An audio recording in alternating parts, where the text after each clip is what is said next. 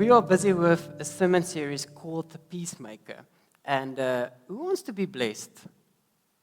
Yes, I want to be blessed. Just the key verse here is that you say, blessed are the peacemakers. So when we are peacemakers, there's this promise, hey, you would be blessed. Blessed are the peacemakers. And last week, Rudo kicked us off. And our heart behind this is that we would really see a transformation in our relationships, that we would exemplify Christ in our relationships, that we would show the world what Christ-like relationships look like. How does it look like in conflict? And last week, Rudo started off to say, glorify God even when you have relational tension. And for those who don't know me, my name is Gideon. It's a privilege to lead the service. And while Donnie and Susan is on sabbatical, I'm also leading the church. I just want to say it's going well with Donnie and Susan. It's going well with them. It's going well with me as well. Thank you. Thank you for asking. It's going well with us. Daniel is doing well. He's now 9 months old. So we are thankful for God's goodness. So the only way I know where Donnie is because he sometimes exercises, and then he's on Strava. And then I see, that's where Donnie is. He's doing well. Now, I had a call with him. He's doing well. He's resting well. The reason why we have sabbaticals is for our senior leaders to really get to reconnect with God, refresh.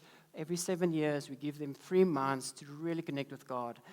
So that's just something that we do to bless them. So yesterday, I ran a 10K. Wow, come on. And it's one of those things that I shouldn't have done.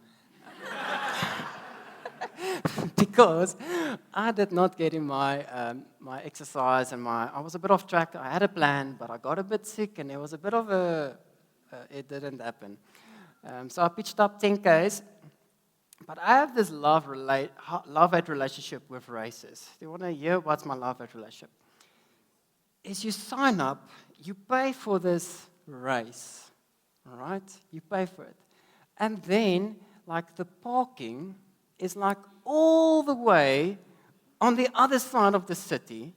So if you park there, there's a few steps that you're going to get only to get to the starting line of this race. Why did I sign up for this race? And some of you runners, and Clinton, please don't judge me. It feels like I've exercised so hard, and now I still need to run a race. And it's all these steps that you're getting in, and the race hasn't even started. And I wish the race started as soon as I climbed out of my car. So it's all these steps. So the problem is that I might walk a bit weird tonight because of my Achilles is like a bit tight. But I'm here. So back to the steps that we get to take before you get to a race, that is a line to my sermon tonight, is that you need to take the right step. And then we know in Christianity, if you want to be a good Christian, you want to be a follower of Christ, when it comes to relationships and conflict, we need to take the first step, right? You are the Christian. You are the one, you are accepted in Christ, so you're going to take the first step. Anyone got that advice? Yes? And I want to up it. If you are married, you are the man in this house. You are the leader. So you lead. You take the first step. You start that conversation. Because you're the leader. You're the man. Right? Yes, men? Yes, we lead. Amen, amen, amen. Amen, yes. Half your work is done now. But I want to up the standard tonight for us, that just like I had to take extra steps before this race, there's an extra step that we need to take. There's an extra first step. There's a step before the first step. So the title tonight is Take the Right First Step. So it's all about taking the first step before you even take the first step. Everyone with me? So before you have this conflict, before you have this situation that you're now going to address or say or speak into, there's another step. So not only do you have to take the first step, there's a step that you have to take before the first step, the step before the step. Okay, you get me, all right. So we're gonna study Matthew 7, verse 1 to 5 together. And while you're browsing there, Matthew 7, it is the first book in the New Testament. And chapter 5 to 7 in Matthew is a recording of what we call the Sermon on the Mount. All right, so it's literally a sermon on a mountain. Wow. So it is a beautiful sermon that Jesus is preaching. It's all about life and ministry, and he's giving this advice, and it's a beautiful sermon. And if you have not read chapter 5 to 7 in one sitting, like a sermon, I want to advise you to, somewhere this week, read it out loud for yourself and allow God's word to speak to you, because this is Jesus preaching. This is a great opportunity. So it is 3 chapters, 5 to 7, and it addresses a lot of things, and it's going to be a great study for you to work through that. But tonight, we're going to study chapter 7 from verse 1 to 5, and this is where Jesus transitions this preaching to a communication about how does it look like with relationships to others. So that's what we're getting. We're going to study the scripture together. Matthew 7, verse 1 to 5. Trying to identify what is the right step before this first step. What is the right first step? Verse 1.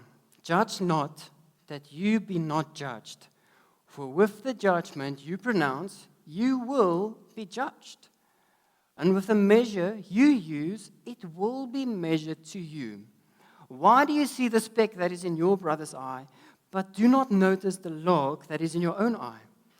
Or how can you say to your brother, let me take the speck out of your eye, when there is a log in your own eye? You hypocrite! First take out the log out of your own eye, and then you will see clearly to take the speck out of your brother's eye. Let's pray. Lord, we thank you for your word. Father, I thank you that you sent your son Christ to die on that cross. He paid the penalty for our sin, and on the third day, he rose from the grave, Lord. And because of that, Lord, we get to have the opportunity to be in relationship with you. Jesus, I thank you for this sermon, Lord, and help us to discover what was your heart behind this. Come and teach us tonight, Lord. Holy Spirit, we welcome you to come and open up our hearts, to come and work in us, reveal to us the truth tonight, Lord. We welcome you in this place. In Jesus' name, amen. Amen. Isn't this one of the most quoted verses that you've heard? Maybe not exactly, but something like, don't judge me. Yes. And has anyone quoted that verse to you that's not even a Christian? Yes. They know the Bible so well. However, what did Jesus mean here? And we're going to discover 3 things, there's 3 elements I want to highlight from this passage. So firstly is, what is Jesus teaching? And firstly, there's 3 elements. There's a warning. There's a warning that Jesus gives, that we want to listen to this warning. Secondly, there's a command. So from this warning, there is a command. And then lastly, there's a very specific outcome. There is an outcome.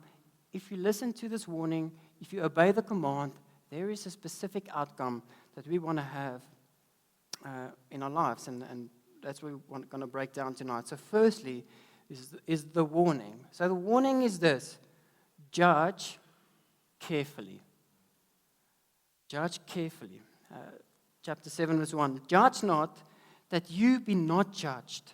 For with the judgment you pronounce, you will be judged. And with the measure you use, it will be measured to you. So if we judge, you need to be careful. Because that judgment, it is coming straight back at you. And who's going to judge you? Where's that judgment going to come from? From God. It is a judgment that comes from God. So we need to, if you judge, this is going to be at your own risk. It is dangerous. So be careful. Judge carefully. Now, verse 1 says, judge not, that you be not judged. And we've heard so much of these sayings, do not judge me, don't judge. And I'm asking this question tonight, is Jesus teaching this? Is he teaching that we should not judge, that we are not to judge? Is this what Jesus is teaching? And we're going to answer that question tonight. And I want to propose another verse. So we are now in chapter 7, verse 1 to 5. I'm quickly going to read for you. Like, this is now a sermon. So 2 minutes down in the sermon, from verse 15, I want to read that for you. Still Jesus. It's still red letters in my Bible. All right, red letters usually where Jesus spoke in my Bible.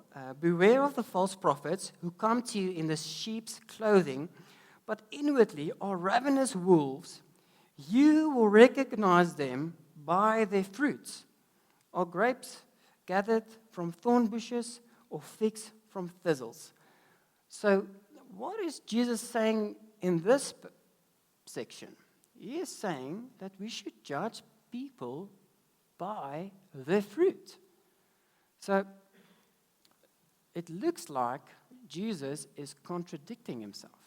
Because here, verse 1, it says, do not judge. And then here in verse 15 to 7, it says, hey, you will recognize people by their fruit. So you have to judge. You have to make a judgment. So is Jesus contradicting himself? I'm going to leave that open-ended question. All right, we're going to go to Paul. We're trying to understand, what is Jesus teaching? What is the Bible teaching? Paul said in 1 Corinthians 5, verse 12, for what have I to do with judging outsiders? Is it not those inside the church whom you are to judge? God judges those outside. Purge the evil person from among you. So Paul is instructing us to judge those inside the church. All right, so let's say everyone here, we are inside a church venue, okay? So we need to judge each other. That is what I'm getting from this passage. If you are part of the body of Christ, you are part of the church, Paul is calling us to judge, okay? Now the question is again, is this then a contradiction in the Bible? Because Jesus said this, and then Paul said this. Is the Bible contradicting himself? And I want you all to remain Christian here. But whenever we see something like that, we can go back and say, hey, ask a question, what did Jesus teach here? And the key to that is really understanding what did Jesus meant when he said, judge not. And the word there, it comes from a Greek word. It's the Greek word krino, which is a nice name, which means to condemn someone, to make a judgment over someone, to come to a conclusion about someone, to make this judgment over someone. And the English word condemn is really what Jesus said there. There's a few English translations that actually translates to condemn, because Jesus is speaking here to a specific crowd, and he's speaking and he's addressing a few of the spiritual leaders in this environment that grew and grew and grew in their spirituality and their knowledge, and they started to make judgments over people.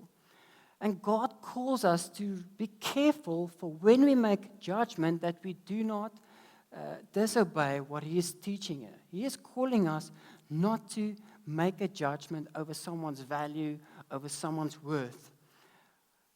He's calling us to be careful. He's warning us, be cautious. If you do this, you will face the same judgment.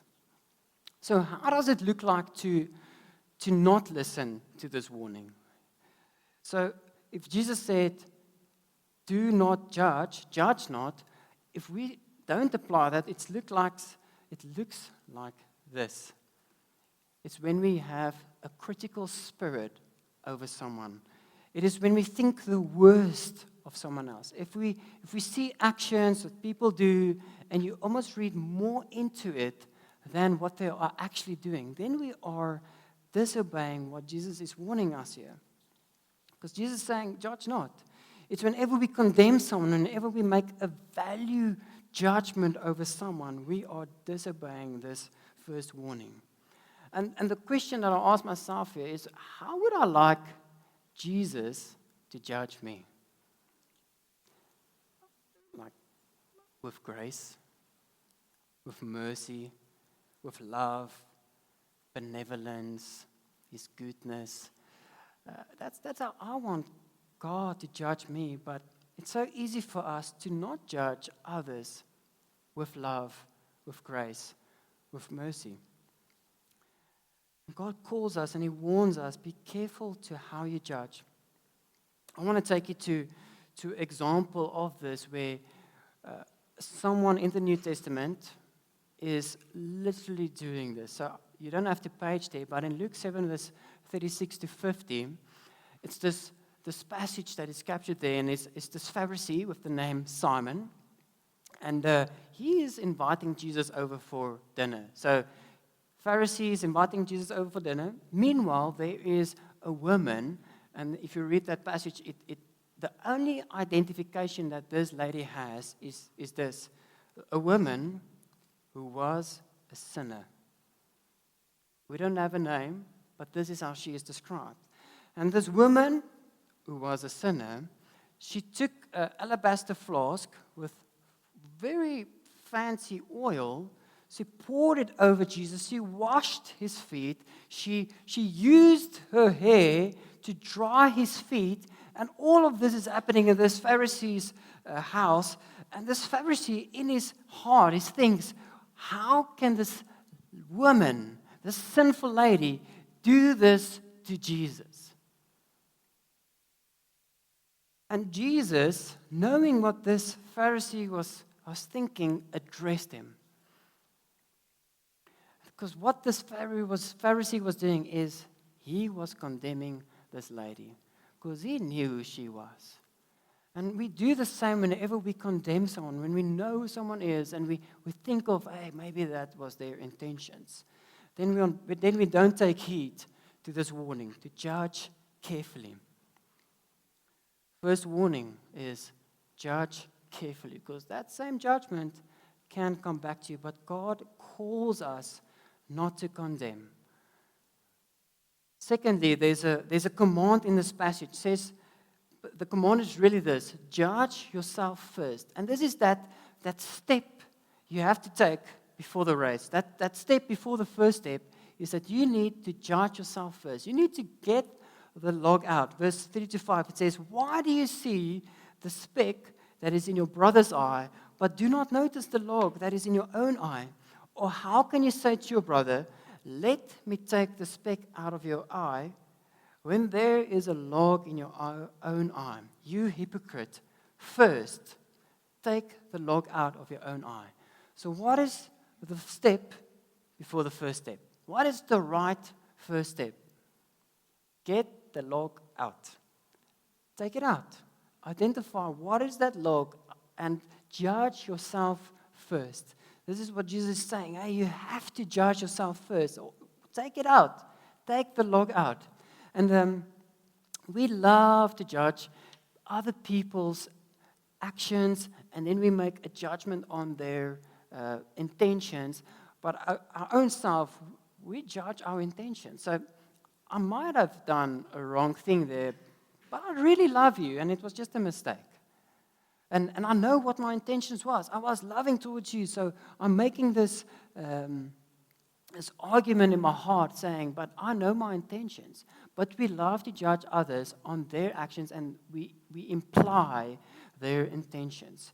So I want to show this to you practically, and I need someone to help me here. So can someone that is really humble, please come. Please come. Who's the most humble? Okay, Driekus, thank you. You are free there. You're the closest, openest. All right, Driekus, so I'm sorry. This is not going to be good. Okay. All right, so you have to be humble for this situation, for this illustration. All right. Okay, so I have a measuring tape here, tape measure. So what I want you to do on this tape measure is to practically show us how sinful you are.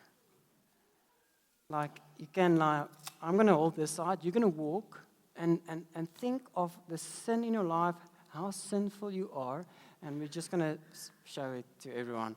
Right. Okay. Okay, we're now at a 1 meter to 1.5. It's fine. All right. Okay. I'll help you just to round it up. Okay, so we're at 5. Are you happy? Is this what you would say is your sin in your life, Driekus? Okay, I know you a bit better, but I ran out of space here. But if it was me, I would have maybe put a bit longer there. All right, so this is Driekus' sin. All right, thanks, Driekus. Come on. Okay. So obviously this illustration wouldn't be fair if I don't show my own sin. All right, then I brought my own thing here.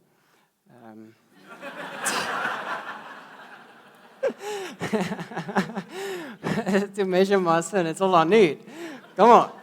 All right, so it's really a practical illustration that this is what we sometimes do, is that we use a different instrument to judge someone else's sin. But when we look at our own lives, when we look at our own things in our life, we use a different measure. We use a different standard. And those words that Jesus said, "You hypocrite," it's actually like a word for all of us. We are hypocritical. I am hypocritical. And there was this moment that I want to go to in the Old Testament in 2 Samuel 12. It is David literally just, he committed adultery and he murdered a friend, one of his servants. He murdered. So this is like literally after that. Then Nathan, like this prophet, God sends Nathan to David, and then Nathan starts to tell the story. And Nathan is saying to David, David, there's a story I want to tell you about these two men. There was a rich man and a poor man. The rich man, he has many sheep, a lot of like lamb or like a lot. He has a lot. Like he is rich, he is wealthy. But then the poor man, he has only one little ewe lamb, like a female lamb. EWE. Lamb. And this little lamb is like very precious to this poor man because he raises up this lamb to be like his daughter. And this is all he has, just this little lamb, and he's cheering this lamb, and he raises up this lamb in his house. And then one day a traveler comes to the rich man, and he asks, I want a lamb. And the rich man said, I'll get you a lamb. And the rich man then doesn't want to take from all his lambs. He goes to the poor man. He slaughters that cute, precious little lamb. How did David respond? He was angry. He was angry. And what he said to Nathan is, if this is true, let this man, he deserves death. He is condemning this man because of what he did. He is killing this ewe lamb. Let him be up for death. And then Nathan responded, and he says, you are that man, says to David. Because what was David doing? He used a different measure. He judged someone else without letting the judgment first go to him. We need to take the first step, and that is to get the log out of our own eye. Personal example, earlier this year, I was at a conference, and I am the conference director. All right? Yes.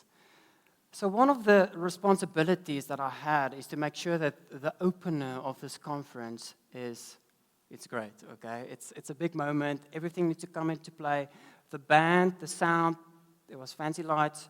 Everything has to like align with the countdown. There's a lot of different moving parts there. And I need to make sure everything is right. So long story short, we are doing like a rehearsal. We're running it through, first take, second take, third take. It's not coming together. It's not like lacquer. It's not coming together. And tension starts to rise. So I had to volunteers that served with me, and they were like speaking to the band, and they started to raise their voice because they're getting frustrated. It's like tension is building there. It's like raised voice is like they're starting to shout. All right, it's getting heated. And in that moment, I care for the band. All right, I care for all the people, everything. And in that moment, I said, I have to step in here. And what did I do? I harshly raised my voice against this lady, say, don't shout at the band. And as soon as I did that, God spoke to me. You are just the same as them. Obviously, he's not condemning them. He's speaking to me and saying, what you just did is you did the same as what they did. And the harsh, like I wanted to be the hero in the moment. I want to come and protect. I want to come, but then I did exactly what they did. And happy to say I did go afterwards and say sorry. But that moment, God showed me that there's something wrong in my heart. And God showed me, hey, take out the log. You are doing the same thing that you're doing to them. So we need to take the log out. We need to take that first step. Whenever we have relational tension, whenever we have conflict, we need to take the first step. And when conflict tension arises, we need to take that step before the first step. Get me? So we need to judge ourselves first. So how does this look like? How does it look like to get the log out, to take that right first step? And firstly, is that we need to step back and to discern, was I maybe oversensitive? Was this really like a small thing and I really blew it up to be a big thing? It can be just an oversensitivity. Or secondly, taking the log out is trying to identify what is the sin in my heart that is playing into the situation. And thirdly, what is the possible idol that is hiding, that is growing in my heart, that is almost like adding fuel in this moment. And the thing with idols is that they grow. James 4 verse 1 to 2, it says, what causes quarrels and what causes fights among you? Is it not this, that your passions are at war within you?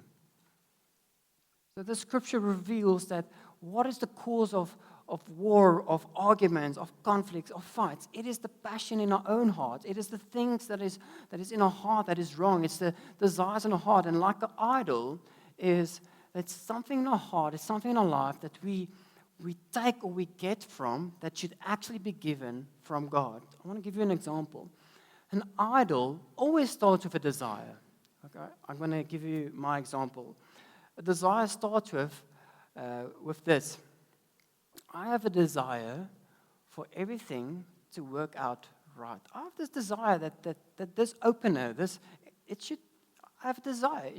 I want it to go right. Okay? Is that okay? Is that okay? That's an okay desire. But what happens with desires and with idols, it grows. So this desire starts to grow and it starts to become like an expectation. It starts to become something that I demand from someone else. So this desire now is growing to be this. I want things to be perfect. You see the progression? And then that expectation, that desire that became an expectation, a demand, now it starts to become something I feel entitled to. And now I'm starting to say things like, I expect people to be perfect. I expect them to be perfect. And I'm now starting to react as if this person should meet up to my standards. So this idol is now starting to grow until one stage I realized that the reason why all of this is there is because I want control. Started off with a desire, want things to work right. Now, I want to take control. I want control. And that is only something that God can have. Only He can have the control. So who is really in control? It is God. But an idol is whenever I take control or significance or anything like that out of my own strength, which God should actually have. And in this situation, obviously I was wrong. I raised my voice. But in many conversations or in conflicts, sometimes you may feel, I am really, really sure that they are wrong. And that is, I want to say today, is that is the best opportunity to take the right first step. To look, what is that log in my eye? What is that sin? What is that idol in my heart? What is that oversensitivity that God needs to address in my heart before I go further? So how do we take the log out? How do we take the log out? It really requires a lot of humility. Taking the log out requires you to humble ourselves, to allow God to speak into it. When we see this is the log in our eye, we need to repent. We need to say, God, I see this log. I see this problem. I see this problem in my heart. We need to repent. And then if this was then a wrong done to someone else, we need to confess it. We need to say sorry. We need to confess it to someone. And then lastly, we need to trust God.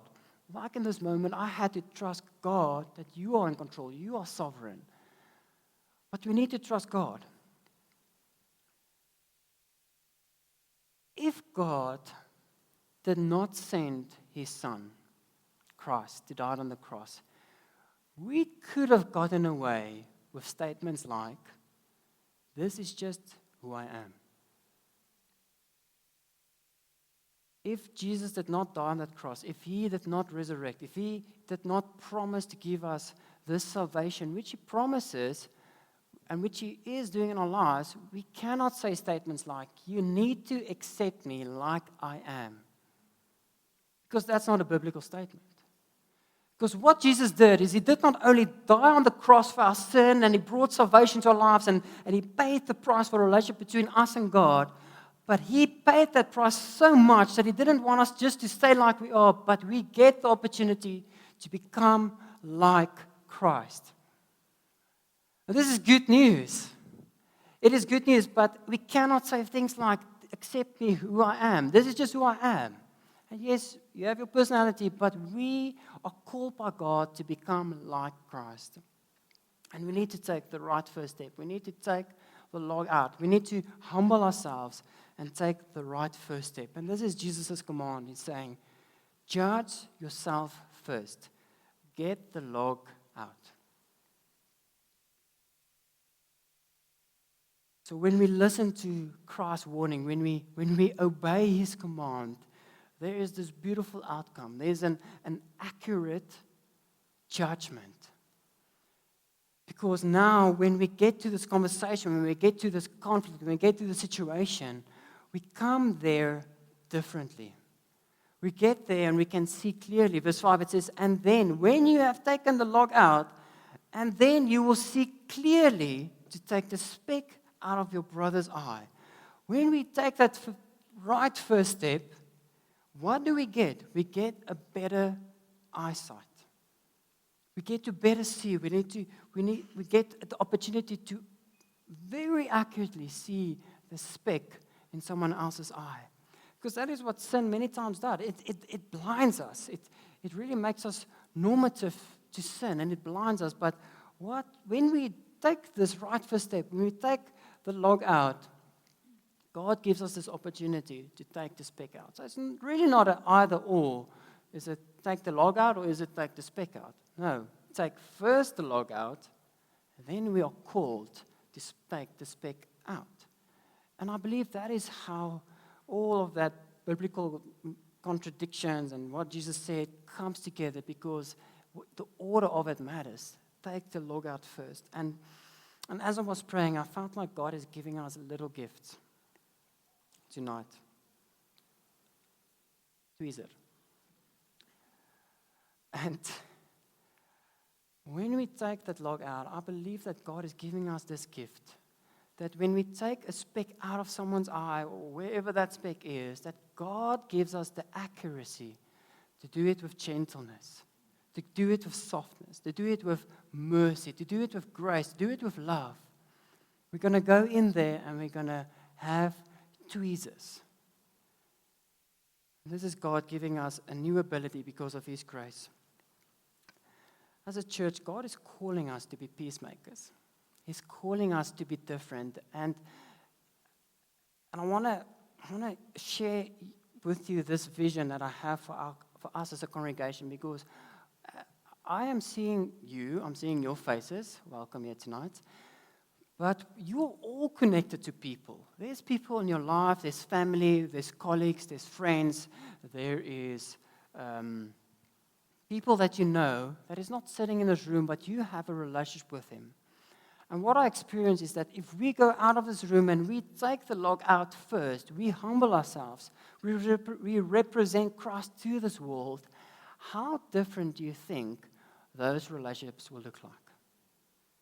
Totally different. Because if we take the right first step, if we take the log out, God is going to give us the ability, He's going to give us that discernment on what is those specs, what are those things that we can help people with.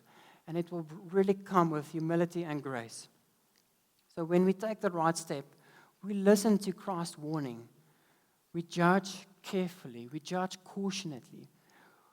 We then obey Jesus' command to say, judge yourself first. Get the log out.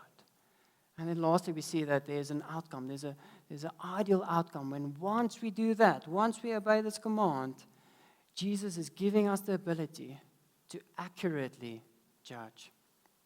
Let's pray.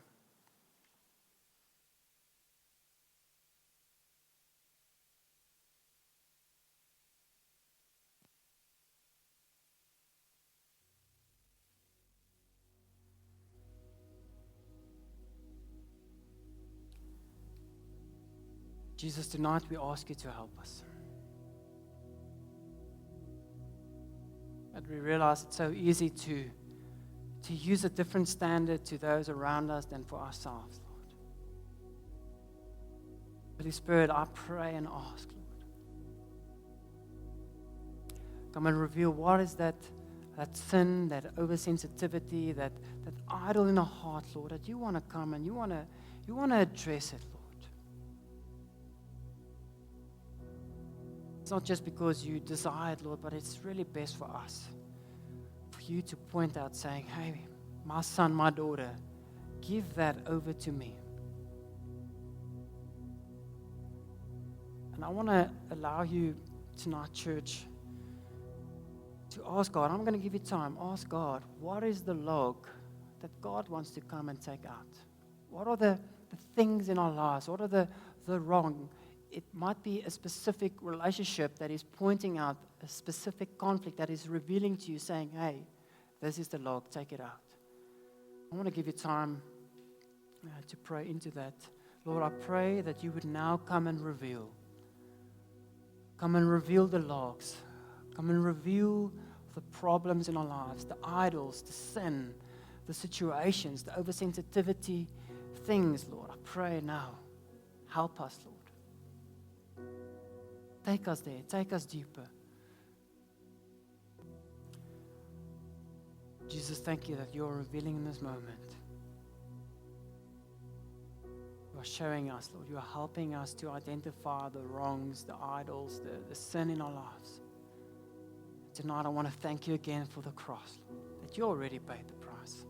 You already took the consequence of that sin. You already took the payment of that sin on that cross, Lord. And then 3 days later, you were resurrected, Lord. And tonight we can be thankful for that, Lord, because we know that you're dealing with it, Lord. Come and help us, Lord. And what you need to do in this moment is you need to confess. You need to repent of that sin. You need to say, Jesus, thank you for the sin that you're revealing. And tonight I want to repent of that. I want to say sorry. I want to allow you to take that place. Come and help us, Lord. Lord, I pray. Even as we're thinking of these relationships, Lord, there is pain. There's brokenness. There's a reminder of things that we probably hid somewhere in our hearts, Lord, and it might be open tonight, Lord. Thank you, Holy Spirit, that you are the counselor. If you're here tonight and you're really experiencing pain in this moment, I just sense that you really need to invite the Holy Spirit to counsel me, Lord. Counsel me. Show me perspective. Show me love. Show me another way of looking at this painful situation. Bring light on it. And even though it might be someone that sinned against you, Lord, to you tonight, I'm praying that, Lord, that God will bring peace. The memory is going to stay. It's not going to change. But I pray for peace. Thank you, Lord, that we can surrender this because of your goodness. In Jesus' name.